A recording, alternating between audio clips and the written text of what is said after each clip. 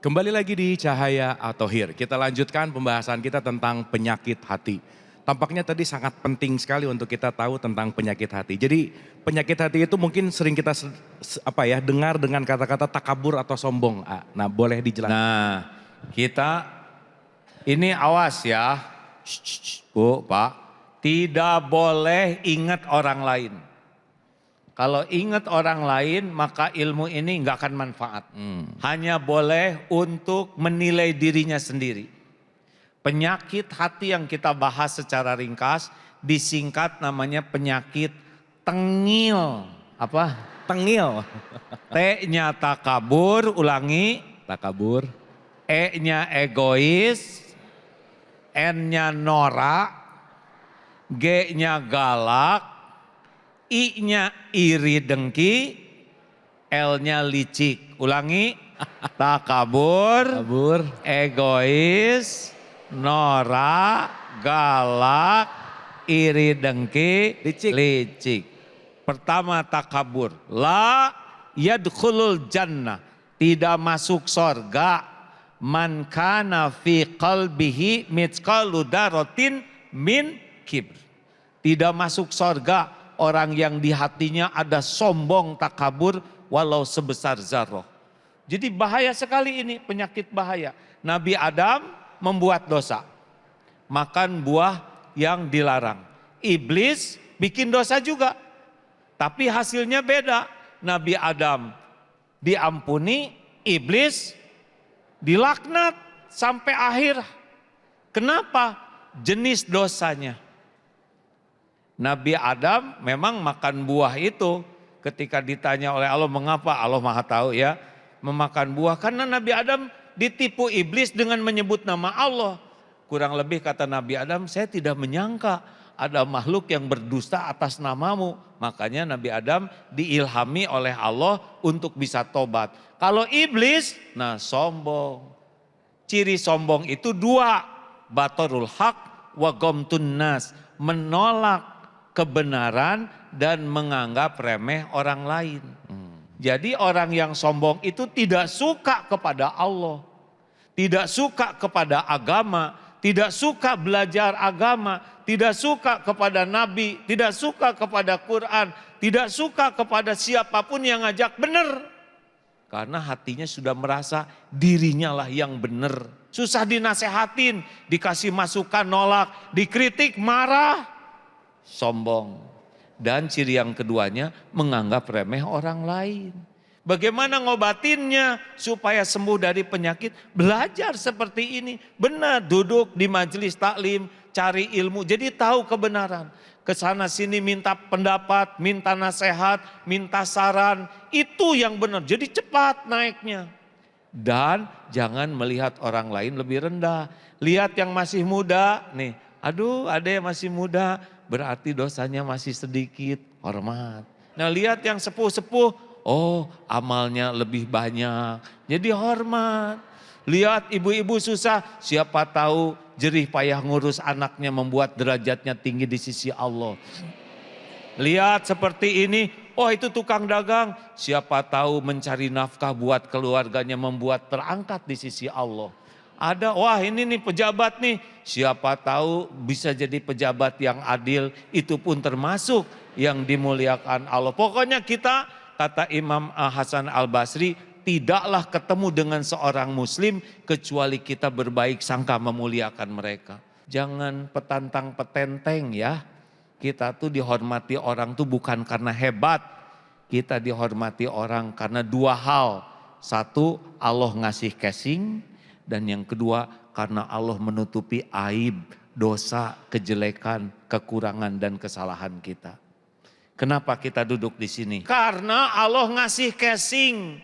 Ini casing sebagai menteri, pengusaha, casing sebagai pembawa acara, saya casing sebagai kiai. Itu yang menyebabkan di sini. Yang kedua, karena Allah nutupin aib dosa Abdullah Gimnastiar. Abu juga ditutupin lah ya enggak? Kalau dibuka kan enggak ke sini. Sama kan ya, bagus sama. Ya syukurlah kita ngaku gini ya. Nah makanya kalau kita dihormati orang, ya kita harus tahu apa yang Allah tahu tentang diri kita. Nanti ya nggak apa-apa orang hormat ke kita, tapi kita tidak kemakan dengan kesombongan, casing yang Allah pakaikan. Tawadu saja. Nah, tawadu itu seperti apa? Nih tawadunya Nabi ya. Nabi Muhammad itu kalau datang orang itu siapapun, beliau pasti orang itu kalau pulang pikirannya sama. Aduh, saya ini orang yang paling disukai Nabi. Selalu gitu. Kenapa? Karena Rasulullah itu ketemu siapapun maksimal untuk menghormatinya. Assalamualaikum, beliau ucapkan salam duluan. Beliau mengasongkan tangan duluan. Beliau tidak lepas tangan sebelum dilepaskan.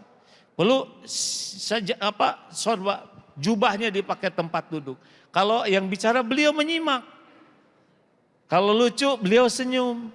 Kalau itu menyedihkan beliau prihatin. Kalau mengagumkan beliau terpesona. Kalau pulang diantar sampai pintu tidak berbalik badannya sampai orang itu pergi. Maka orang-orang, aduh saya ini orang yang paling disukai Rasul. Tiap orang merasa begitu. Karena Rasulullah memperlakukan spesial kepada setiap orang. Miliki sifat seperti ini. Niscaya kita bahagia, orang bahagia. Apa egois. Ego normal, egois tidak normal. Pulang dari sini nyari sendal masing-masing normal. Pulang dari sini nyari sendal yang bagus punya orang. Nah, dalam Islam mulia itu bukan karena apa yang kita miliki. Khairun nas anfa'uhum linnas. Sebaik-baik manusia itu bukan yang mendapat sesuatu, tapi memberikan sesuatu. Jadi suksesnya seseorang itu bukan dari apa yang dia kumpulkan, tapi dari apa yang bisa dia berikan. Makanya kalau lihat orang kaya yang asli itu bukan tabungannya, tapi sedekahnya. Karena yang jadi rezeki dia tuh yang dia berikan. Kalau yang ditabung mah enggak jelas. Lihat enggak, megang enggak, make enggak ya kan. Cuman ada catatan, itu juga catatannya enggak tahu di mana. Makanya tidak usah iri kepada orang kaya, tapi irilah kepada orang yang banyak sedekahnya. 3, teng. Nora itu ria, centil, sibuk pengen dipuji, dinilai, dikagumi orang. Capek. Siapa ibu-ibu yang paling capek? Yang paling ingin kelihatan langsing. Dari tadi tahan napas.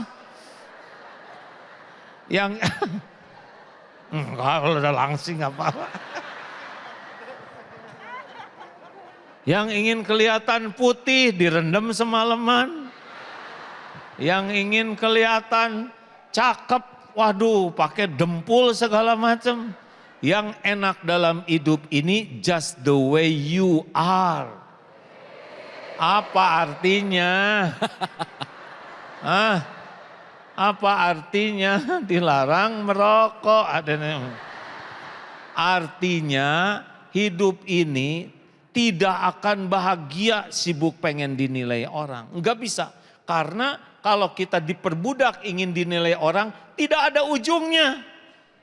Udah nyicil ini beda lagi modelnya. Capek hadirin, tapi hidup bahagia kalau ingin dinilai Allah saja. Dah, nggak usah sibuk lihat potret waktu SMA, udah selesai waktunya. Dulu ibu pakai seragam SMA lucu, sekarang dipakai lagi lebih lucu ya udah. Terima jadi itu. Emang seragamnya sih sama, cuma beda bentuk aja. Mau bahagia?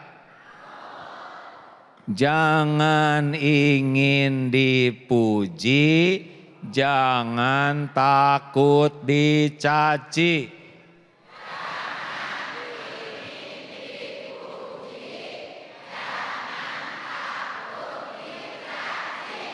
Maaf ya, saya udah pernah ngalamin takdir ya rada dipuji-puji lah gitu ya. Udah gitu Allah ngasih takdir dicaci maki. Yang nyacinya juga ada yang hadir sekarang ya. Katanya ngambek tapi datang. Dengerin ya. Nih dengerin nih. Om Erik. Demi Allah nih ya, saya bicara pakai demi Allah. Allah lagi mendengarkan. Demi Allah Pak, dipuji rame-rame, dihormati rame-rame, dikagumi rame-rame.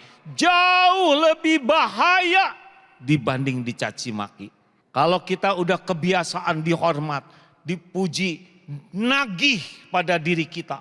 Keinginan diperlakukan spesial, itu cenderung dekat dengan munafik.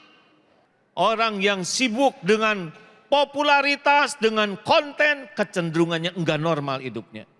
Alhamdulillah, Allah sudah menakdirkan dicaci maki jadi mulai sadar. Ternyata hidup biasa-biasa aja itu nikmat hadirin. Makanya, tapi gimana kalau takdirnya dihormati? Ya udah nggak apa-apa, tapi jangan ketipu. Allah tahu siapa diri kita. Oke. T-nya udah, E-nya udah, N-nya udah. Kita akan lanjutkan tengil ini cukup mudah untuk kita ingat dan kita resapi. Tengil berikutnya kita akan bahas setelah ini.